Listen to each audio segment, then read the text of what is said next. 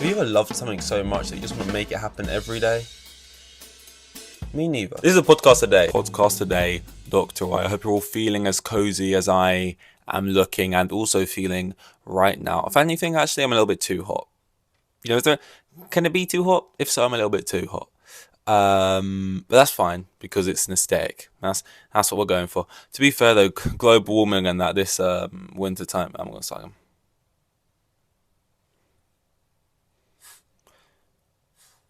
And it's a podcast a day, keeping the doctors away.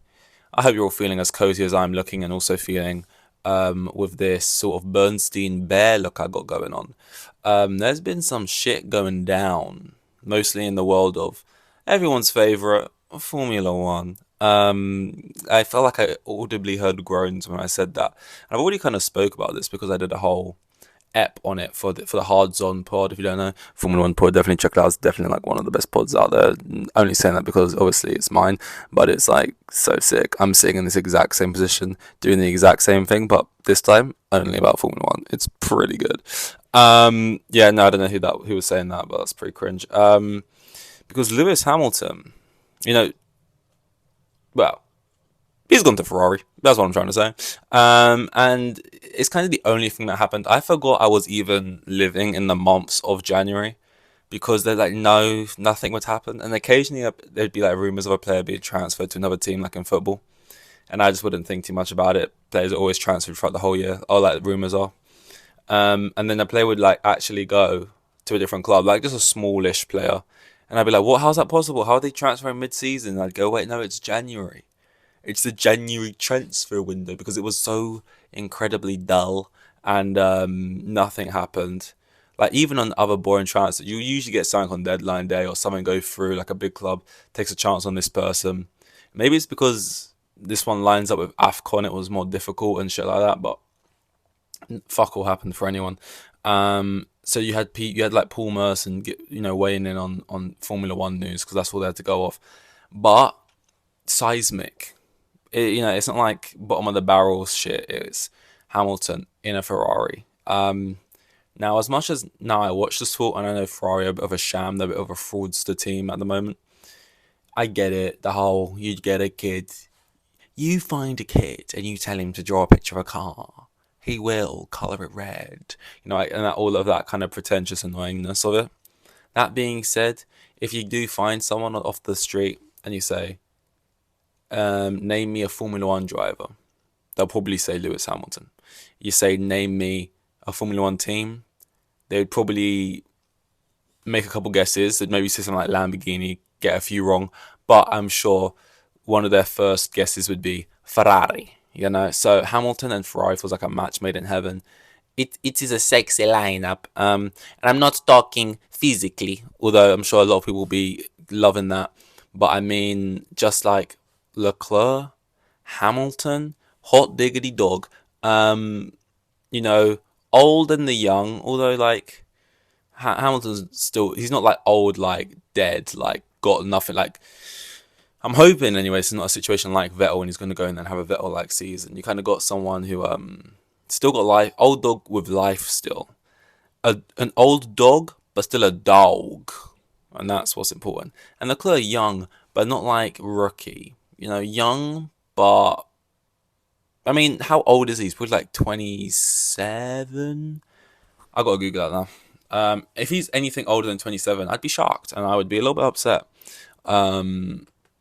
Let's see, Leclerc age. I'm getting better at this one-handed thing. Yeah, he's 26.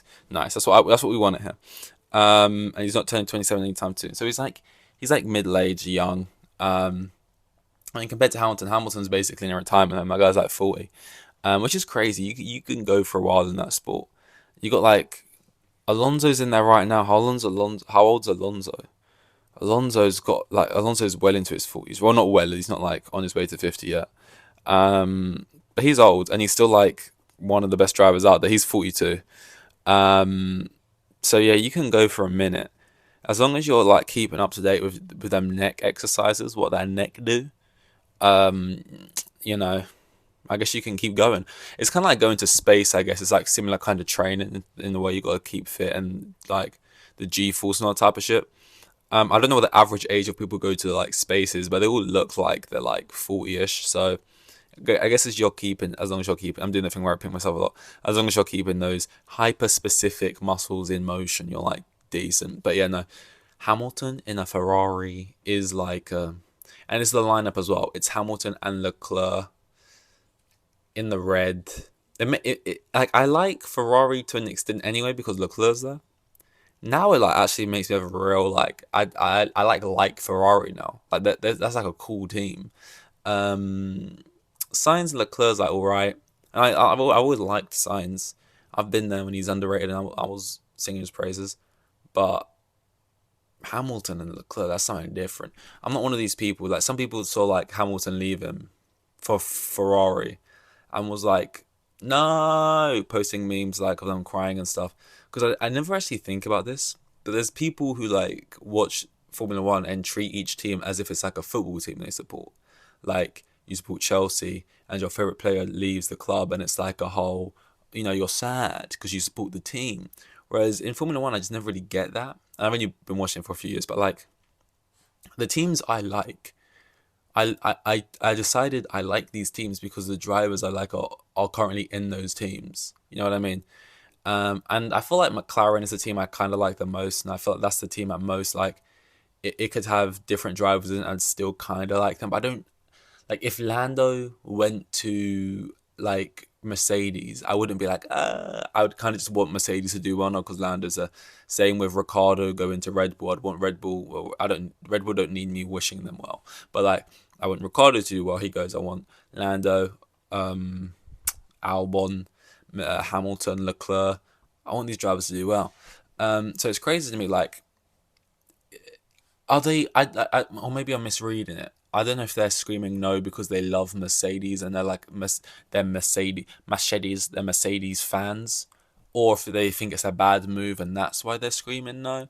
But I think it's the first one, which is just crazy to me because like being a fan of the team Mercedes is like, what are you even a fan of? Like, didn't all of the success basically start like weren't they were like they came back into the sport or they were like new to this team or whatever, and I saw a picture of it today of Rosberg and Schumacher.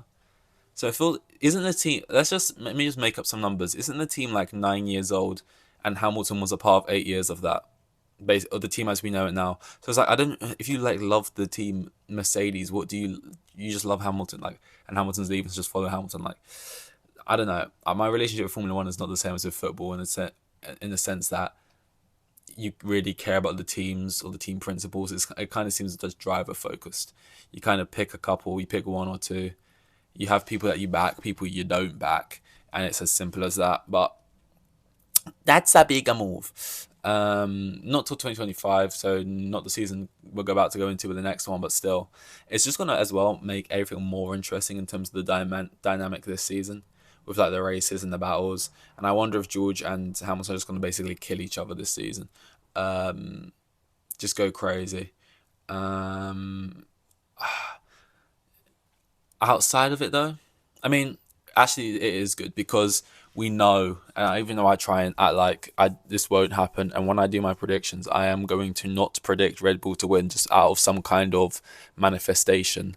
But if you are going to have a season where Red Bull easily win, you want the other stuff that is happening seconds downwards in the table to be as interesting as possible. And this is chucking more spices into that pot, so I'll take it. Something which is on the complete flip reversal of Formula One and sports is plastic surgery. Although, have any of the drivers had plastic surgery? I mean, if it was going to be anyone, it would be Hamilton. Maybe like Botox or something. Maybe like Alonso. He looks like he could maybe have had a bit of Botox or something.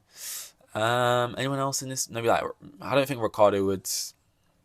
I saw him speak in an interview once about if he's insecure about anything, and he said, "My nose." He was like, my nose maybe, but I kind of love it. I just love myself." So I don't think Ricardo. Um, but yeah, no. If anything, all of the drivers in Formula One are like short. I mean, apart from like Ocon, Russell, but like I don't think they would. Firstly, doing that height enlargement surgery where you gain like 10 centimeters, but you can never walk again or whatever. Like you cripple yourself to get a little bit taller, is crazy. But I think drivers, even if it wasn't crazy, still wouldn't even want to do it because it just seems like a hassle being tall in Formula One. Like, can't fit in the car, can't fit in the shoes.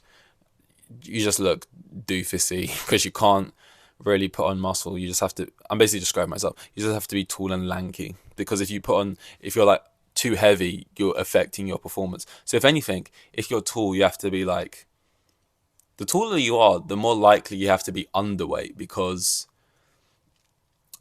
just by being taller and having longer bones in your body, you're gonna weigh more, and that's gonna fucking fuck you up, man. So it's kind of crazy. Like, I look at people like Ocon and Russell, and it's like, if they weren't in Formula One, would their resting body weight just be like 10, 20 pounds heavier than they are now? I don't even know how much 10, 20 pounds is, if that's like a lot or not. Anyway, I was meant to be tanging out of this Formula One corner. No, it's just something I saw, because I see this a lot. Is like, after and I spoke about it, these TikTok, well, I was about to call them TikTok doctors or TikTok sort of surgeons. They are real surgeons and doctors. They just happen to post certain stuff on TikTok. And the ones I see the most is like plastic surgeons, who look at people's faces, who have never claimed to have plastic surgery or not have plastic surgery. I think if it was people who are well known to have had plastic surgery, it'd be different to like be drawing lines on their faces and looking at pictures when they were 17 and looking at pictures of them now and being like, oh yeah, look at their nose, it looks different. They've definitely probably had this done because I'm a professional and I could tell you and this and that. Like, it's just kind of weird in my opinion. I've seen it with Zac Efron, with Barry Keoghan, with a lot of people. Basically all celebrities I see it with. And it's just kind of weird because, like, you don't actually know. You just think, oh, changes in their face. I've done this a long time. I'm 99% sure I get it. But, like, also, I don't know. Maybe you just went in for something subtle and it's like you're insecure about something. You don't necessarily want someone on TikTok literally find combing through photos of you throughout the years from 17 to now, drawing lines in your face, just breaking everything down and this and that. And also, you might be wrong. I don't know.